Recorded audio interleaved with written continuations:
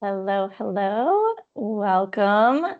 My name is Amanda. I am here from AdventureWomen, and we have the lovely Laura from Quark Expeditions, who's joining us today to share all sorts of details about the wonderful Antarctica expeditions that we have coming up soon.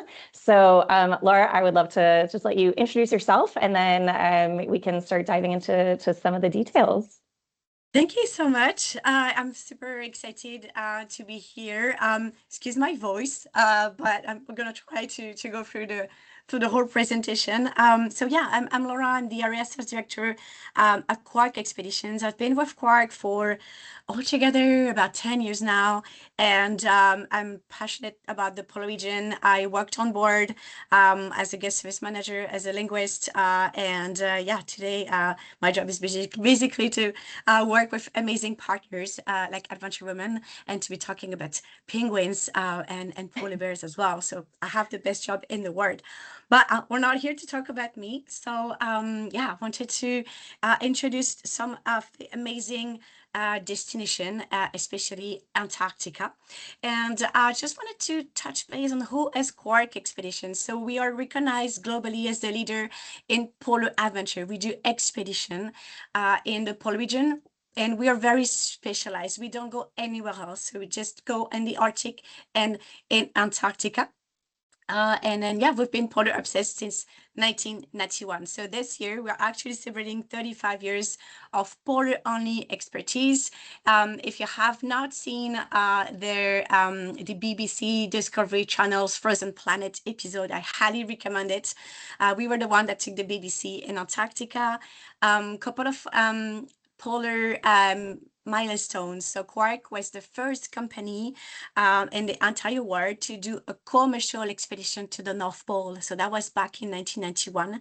We were the first company to do commercial circumnavigation of Antarctica. That was in 1996. We introduced helicopters in the polar region, started paddleboarding. We introduced the first Inuit culinary experience in the Arctic. So a lot of like pioneer spirits, lots of innovation.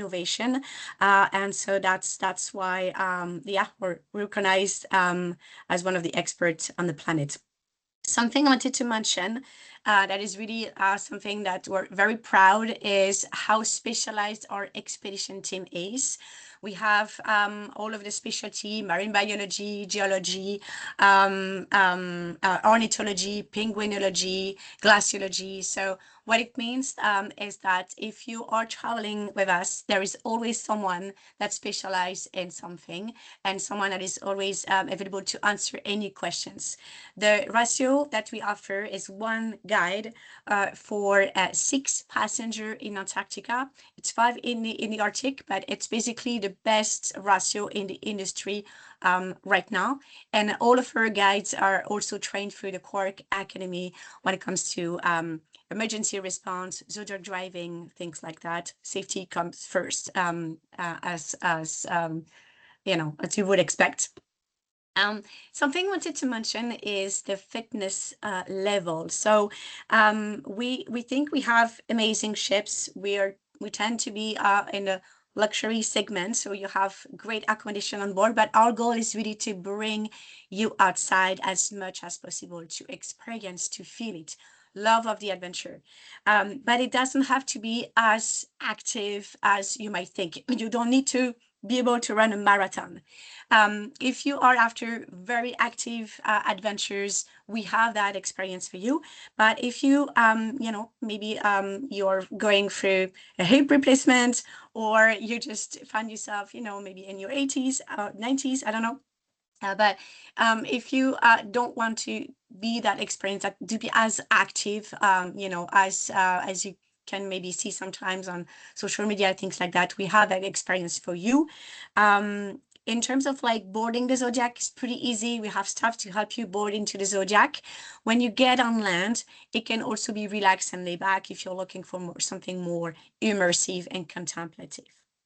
Yeah, from the AdventureWomen perspective, this is what we consider to be a level 2 trip. So of our 5 activity levels, this is our second lowest. It basically reflects exactly what Laura is saying, that you will be getting in and out of the zodiacs and having these excursions, but you can opt out. So having that flexibility is really nice. That's why it's a great trip for, sisters or moms and daughters. We have lots of duos that will do this type of adventure. So yeah, for us, it's a level 2. And if you have any questions about the specifics, then we can always go through them together. Thank you. Yeah. And also like Antarctica is really not a place for also like regular hiking.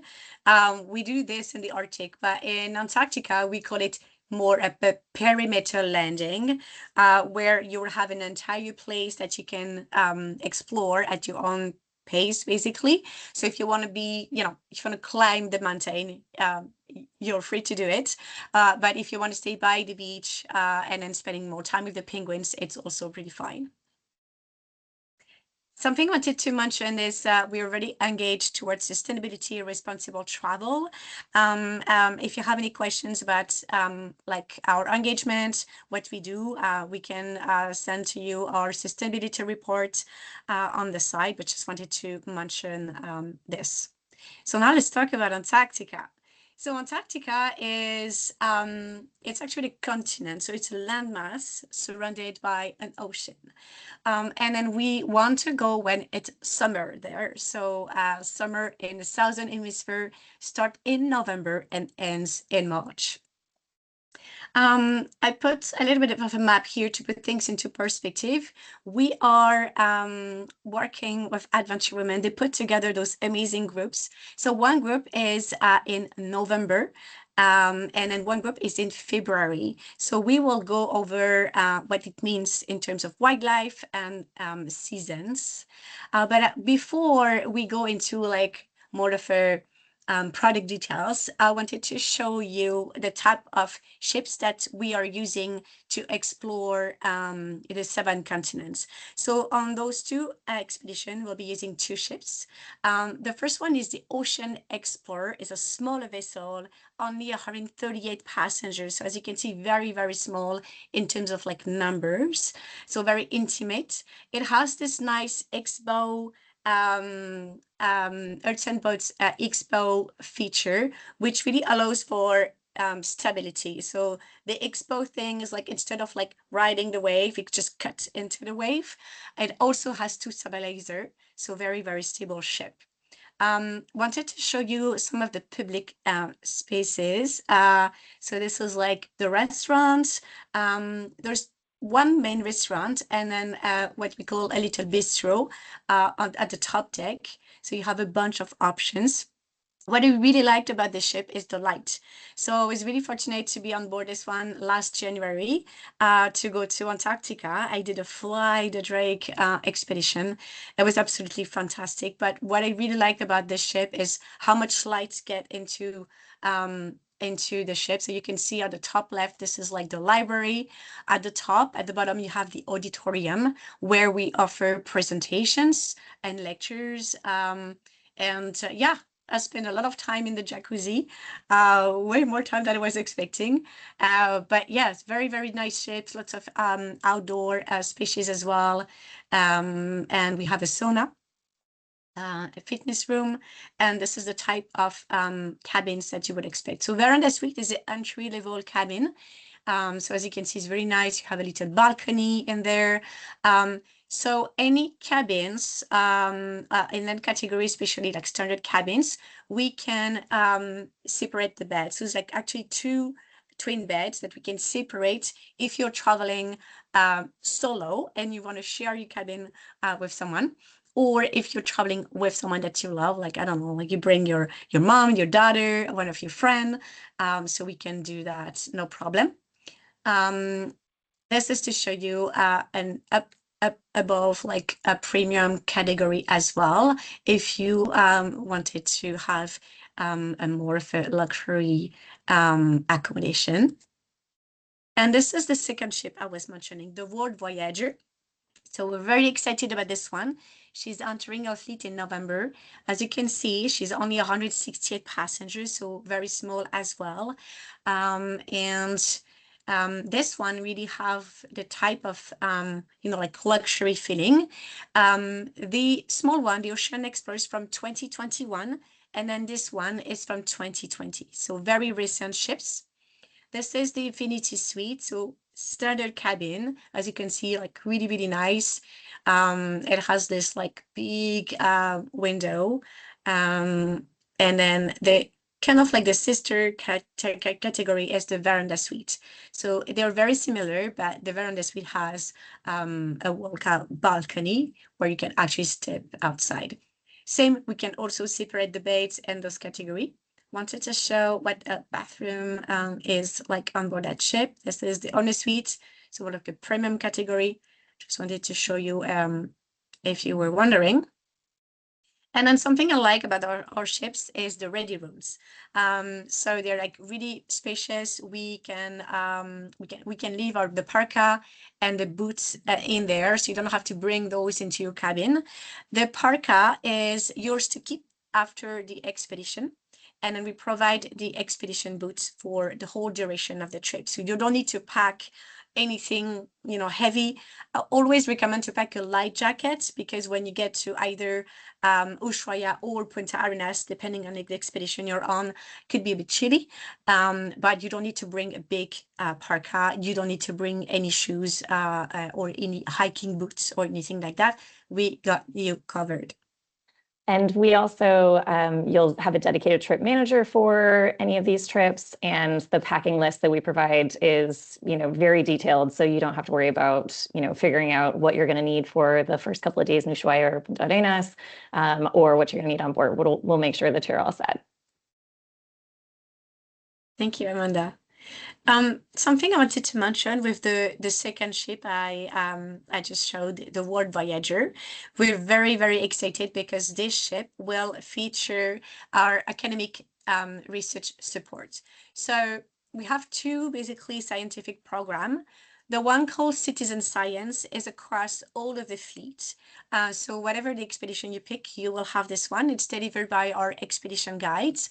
But this is like little scientific project that you're free to participate in, like Happy Well or a phytoplankton. So those are like really, really cool. So the team will explain to you what this is about and how you can participate.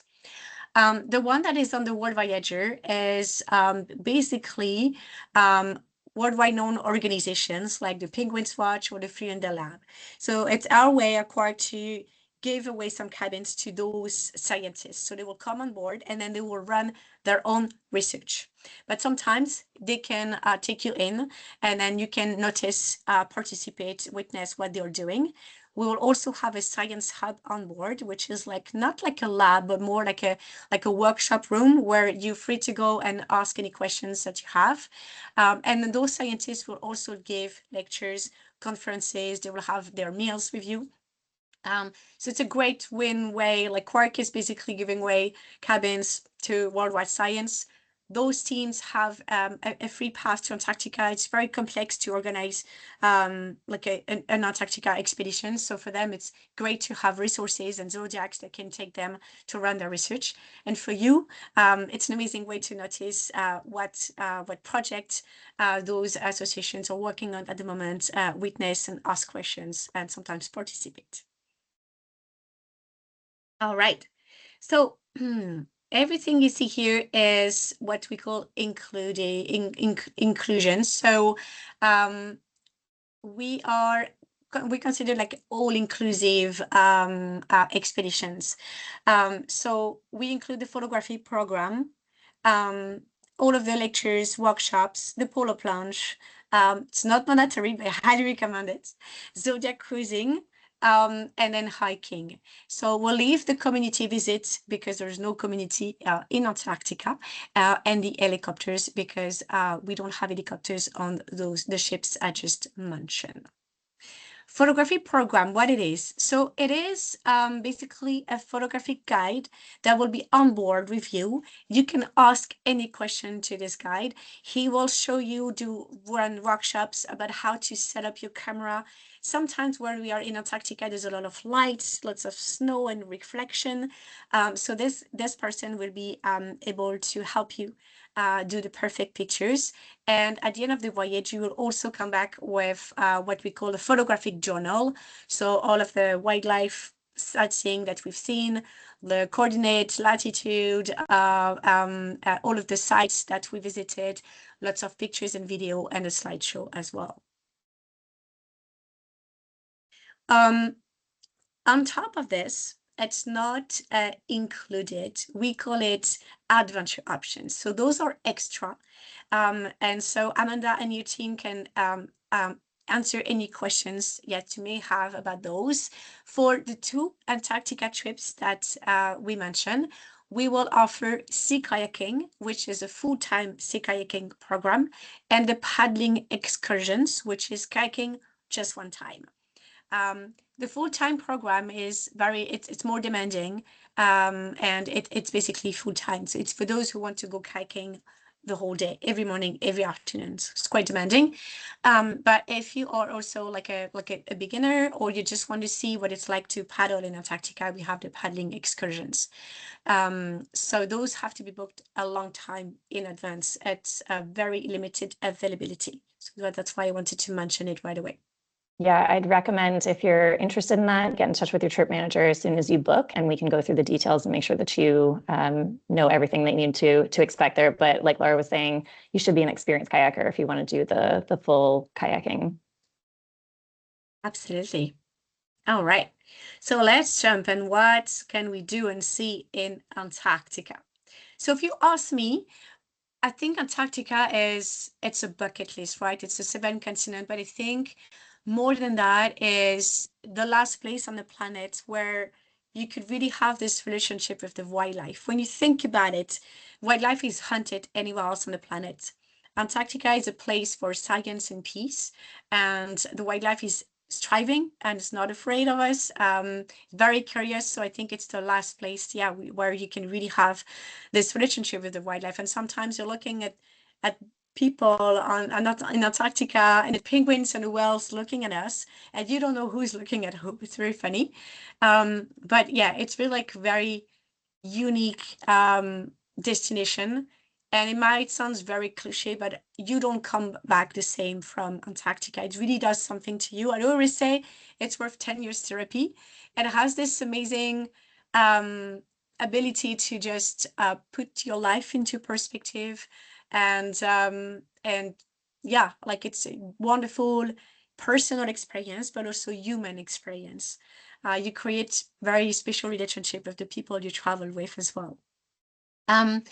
So something I wanted to say is we are doing an expedition. So when you look at the program, the itinerary, we have a good plan, a good idea of the sites that we want to go. But we have to play with weather, wind, and ice conditions. So sometimes the plan can change, and the expedition leader will tell you every night what is the next plan, plan A or plan B for the next day. The beauty of this is that if the weather is challenging, we have the ability to change the route to go somewhere else, to go further south, and into a place that there wasn't a plan, but we'll take advantage of that. And Quark has a lot of experience in navigating weather and ice. So if the weather is not cooperating, we'll find a way to go somewhere else and then to take advantage of this. But this is basically why we never guarantee any landing site. So we have a good idea, but yeah, as I mentioned, come with an explorer spirit, basically. Yeah, so I'm just going to jump here, and then we're going to talk about wildlife. Sometimes people that don't know what it is in Antarctica ask me, but what do you see in Antarctica? So much wildlife. Essentially, all of those species are marine animals. So whether it's the whales or the seals or the penguins, even the birds are considered marine wildlife.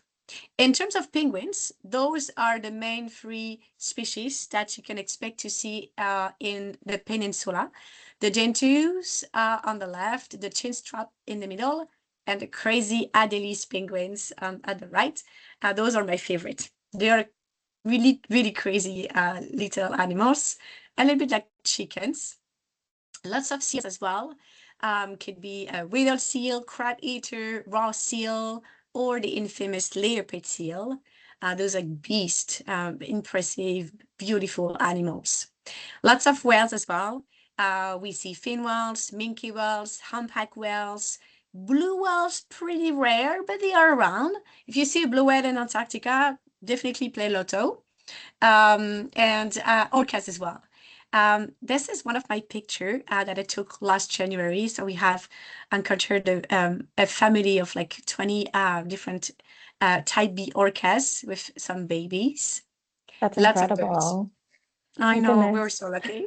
Oh, Lots of birds as well. So we have an ornithologist and a penguinologist usually on board our trip. But yeah, amazing animals. The giant petrel looks like a dinosaur. So lots of birds.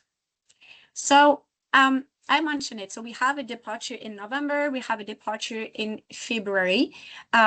There's no not a perfect time to go. There's just different things to do and different things to see. I'm just going to close my window because do you my have penguins neighbors trying to come in? is doing mowing. I don't know. So early season is mating season. So in terms of wildlife, the penguins are mating. They're building little like nests, and then they're like using little pebbles, little rocks to build those nests. It's a very funny time to visit because they're very lazy animals. They're stealing rocks from each other. And sometimes they're fighting for it. So for penguins, yeah, it's mating season, lots of snow. So you have to think November is like basically late spring, early summer. So this is where we have a lot of ice, huge icebergs, lots of light as well. So we're gonna have midnight sun in November and basically across all the way until March. But lots of lights, lots of snow, pristine environment. The penguins didn't have time to run the snow yet. So if you are a photographer, November is actually a perfect time because you really have like those amazing lights and pristine environment. Mid season, so we're looking at more like end of December, January. This is where the chicks are hatching. So if you want to see like the little tiny babies, January is as the best. But it's pretty much like in terms of like scenery and landscape, like kind of the same as November. And then late season is whale season. So the chicks are still there. So it's a good time to go to see the chicks. They're just a little bit bigger. They're like in a molting and teenager phase, which is really, really funny. I have some picture to show you. But it's the whale season. So it's actually one of my favorite time. The whales, especially humpback whales and minke whales, are making their way down to Antarctica the far end of January. So anything February, March is perfect for whales. They're just everywhere. I'm not saying you won't see whales in November. We have some resident around the peninsula, but if you want to see like more of them, and you just turn off the engine and you just wait and they're breaching everywhere, then that's the late season. I prepared some slides to show you what to expect in terms of scenery. So this is a November picture. So as you can see, lots of snow, very white, no like penguins poop anywhere. So it's perfect for like pristine environment, photography, tons of snow, lots of ice, huge icebergs everywhere in the water as well. This is where you can get those pretty pictures with penguins in a white snow background. And those guys are mating, so they're building their nests. So this is what you can expect. Maybe some eggs at the feet of the parents. But yeah, it might be a bit too early for November. You probably we'll probably see the eggs around December. What I like about November is also the fact that we have a lot of sea ice still, and sometimes I will never guarantee it, but sometimes we can park the ship on the sea ice and then get a little bit of a free time. Oh, I think the slide are moving on. Bit of a free time on the sea ice. So I will never guarantee it. Sometimes it happens, but November is a perfect time for this type of opportunity. So this is January, so a little bit later on. So we have the babies, chicks at the feet of their parents. This is one of my pictures that I took in January. Lots of ice still, lots of icebergs. In terms of like seals, you will see them across the whole season. So there's no like perfect time for it's perfect all the time for seals. And this is February, March. So February, March, still a lot of ice. Maybe a tiny, the icebergs are like a little bit more smaller, but you can still see like huge ones. It's a good time for calving. So it's melting, it's a bit warmer. So if you want to see a calving glacier, that's a good time. Mention it whale season. Humpback whales and orcas. This is a humpback whale. And this is the type of molting. It's so cute. Cute penguins, well-looking chicks. Yeah, they're molting. So they are actually really acting like crazy because they still depend on their parents to get the food. So the parents are like going back in the ocean, getting some fish, and then they're still feeding the youngs. So you'll see the penguins very, very busy during this time. Some chicks are chasing other parents. And then so the parents are like running around, like, this is not my chicks, where's my child? So it's very, very funny to see. You can also see mosses. So very weird, climate change is definitely there, but at the end of the season, you can expect some like green patch, especially at the top of the peninsula. And I like the end of the season because the sun is actually sitting down. So November, you will have like the midnight sun, as opposed to March, February, March, where the sun is actually setting down a bit. And then you can have amazing sunrise and sunset opportunities. And it's really far end of March. You can also see the southern hemisphere, so like stars. And my best skies ever were in Antarctica because there's no light otherwise. All right, so let's talk about the Drake Passage. This is one of the, most topic. It was a demanded topic, and I've done both. So I've crossed the Drake with a ship, and I flew over the Drake.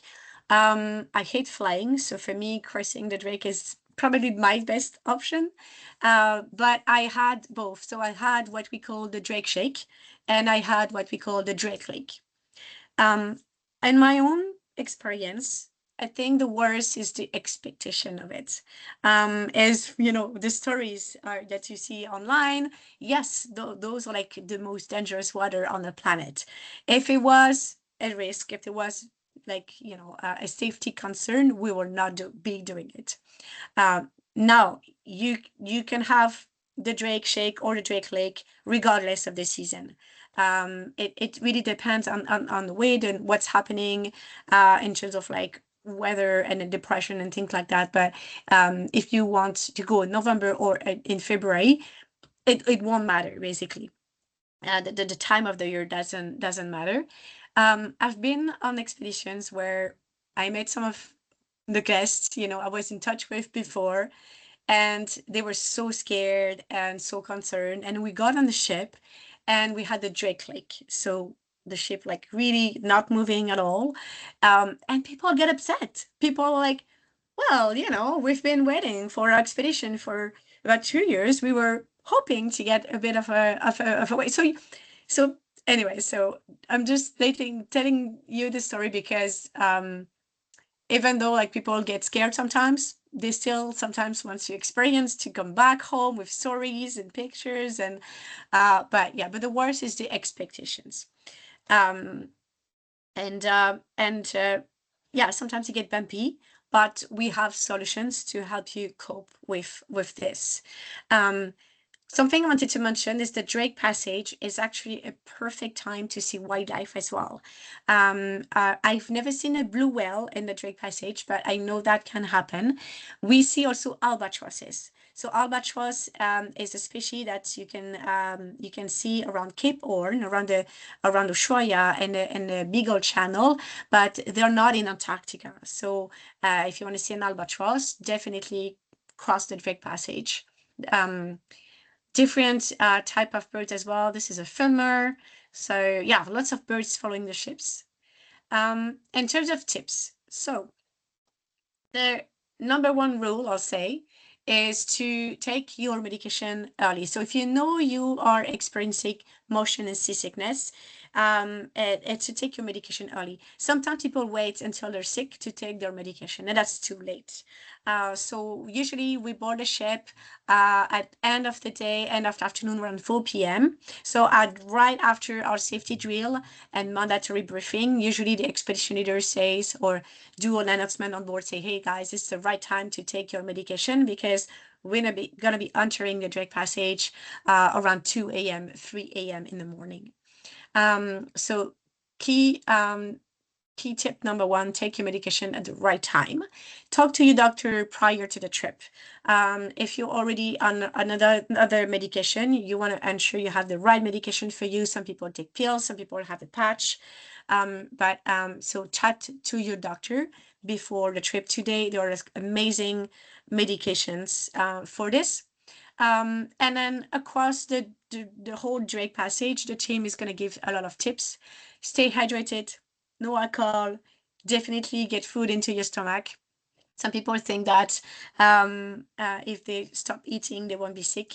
Unfortunately, it doesn't work like that. It's important to have something in your stomach. Stay active, get outside, look at the horizon, get fresh air. If worst case, you're really not having a good time and unfortunately it's a bumpy Drake, the best is really to lie down in your cabin. We have also two doctors on board, one for the crew, one for the guests. But any consultation and any medication is free of charge. So we have a clinic. The doctor can also be called in your cabin. I can tell you from my experience, I don't get seasick, but my husband does. And so he was really, we had a very bumpy Drake Passage the first time we went to Antarctica. He was really not happy and he had to have an injection. So the doctor can come in your cabin, do a consultation, again, free of charge. And in worst case, where you get to be sleepy for 2 days. So the whole duration of the Drake is usually 2 days, 2.5 days. If it's really bumpy and we're slow, could be 2 days and a half, but if it's a flat as a pancake, usually we can cross it in 2 days. I love this time. I love this time on board because on the way down, you will get actually really busy. This is where the expedition team will teach you, will give lectures and conferences about wildlife, about the penguins, the whales, about geology. So you'll learn a lot as well. So when you get to the peninsula, you will be able to identify if it's a humpback whale or a minke whale, or you will recognize different species of penguins. There is also fitness on board. We have the spa. You can get a massage or a body treatment. And then, yeah, there's a lot of activities offered by the team. So you will get really busy. On the way back, I love this time because I think it's the only time where you can just pause and reflect on what just happened to you. People will read more books. They will read about Shackleton's journey. They will sort out their pictures, spend time with new friends. But this is, when before you go back to your life, this is the only 2 days where you can really just relax and yeah, try to take it all in and yeah, pause before going back to the craziness of our lives. So I really like crossing the Drake Passage. And this is, I think, one of the thing is, like, it's a true way to get away to Antarctica. And when you see the first iceberg from the ship, it's actually really, really special. This is a moment that I've seen people cry because, you get outside and this is the first iceberg at the horizon. So it's very, very special moment. All right. But if you don't want to cross the Drake Passage and experience it, you can also fly over it. And I've done this expedition, which is from Punta Arenas in Chile in January. And I have asked people on board why they pick this expedition. The number one reason was fear of the Drake Passage and seasickness. So people know in advance that, you know, they're not going to have a good time. They want to skip that. Sometimes people pick this itinerary because you win sometimes. So as opposed to crossing for 2 days and then 2 days back, it's a 3 hour, 3.5 hour flight. So you win some time. And other people said, well, the date were just working out better, or the location. Sometimes people want to explore Chile. This expedition, starting in Punta Arenas, we are meeting the group at the Dream Hotel, Casino and Spa. It's right by the waterfront, so it's actually really, really cool. We have a mandatory briefing. So with the fly, something I will say is sometimes we have delays, and it's not all the time. Like on my trip, we have no delays. It was really, really smooth, but it can happen. Again, it's like a bit like the weather in the Drake Passage. It doesn't matter if you're like going in November or at the end of the season. It's a matter of luck, basically. But something I wanted you guys to be aware, like you also have to come with an expedition spirit. So the flight is from Punta Arenas, and then the plan is to land here in King George Island. As you can see, the strip is very, very small. So we have to have the perfect condition. And sometimes flying is like really easy, but we get there and there is a fog. So we have to basically play around with this. Cork has been doing the flight program for 13 years. So we have a lot of expertise in that. We're partnering with TAP Airlines. So they are the specialists for this type of flight. Yeah, wanted to show you what the plane looked like. It's pretty cool, eh? We have to have two flights. The flight is 77 passengers. So there is always two flights. It's a Cork 1, Cork 2.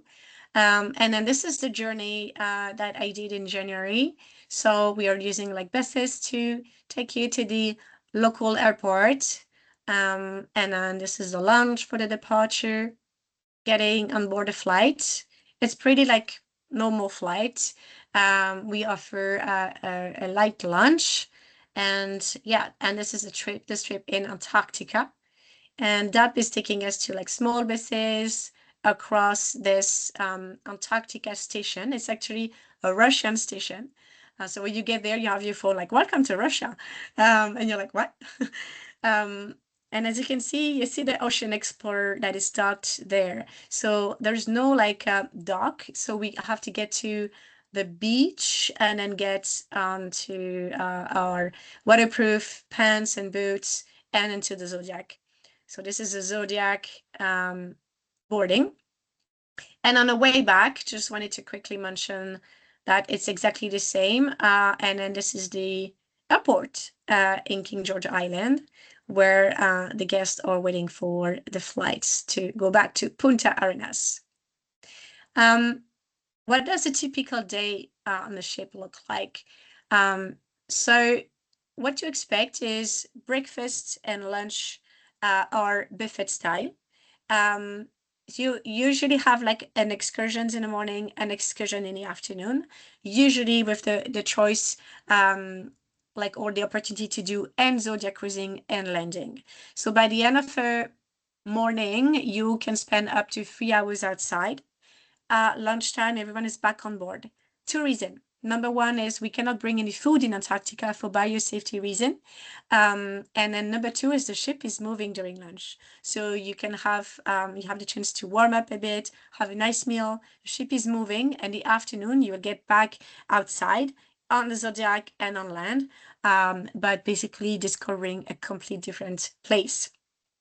Dinner is a la carte. So city dinner, it's usually a five course meal with lots of different options. And then in the evening, there is always something to do. Could be a lecture, could be an informal bar talk, could be a quiz night, it could be a bingo night. So a lot of like entertainment and lots of fun. Um, Something I wanted to mention is if you have any typical like special diet, if you're gluten free, if you have allergies, if you're like vegan, we can accommodate any type of diet. The only diet we cannot do is kosher because we only have one kitchen, so it's very challenging for us to do that. But anything else, you can let us know, and then we can help you. I was born and raised in France, so I'm very picky with food, I have to say. But every time I traveled on board, I took a bunch of pounds. So yeah, food is really, really good and amazing. That is so wonderful, Laura. That was so much information. Thank you so much. You answered all of the questions that we tend to get, especially the dietary requirements. So again, you'll have a dedicated trip manager if you book with us. So you can just let us know if you do have any dietary requirements. We'll pass that along. If you want to do the sea kayaking, we can set you up. We will handle all of the packing list, the preparation guides. So all of this information and so much more. But Laura, this was incredible. Thank you so much. And it was really nice Thank you to so hear your much. personal experiences as well. So thank you for sharing that. Thank you so much. It was my pleasure. I wish I could go back. I would go back every season if I could. I bet. Well, now I want to go in every season so I can see the pebbles and then the chicks and then the molting. And I want to see all of it. So thank you so, so much. It was wonderful. Thank you so much. And yeah, until next time, thank you so much for your partnership as well. Absolutely. Take care. Okay, bye.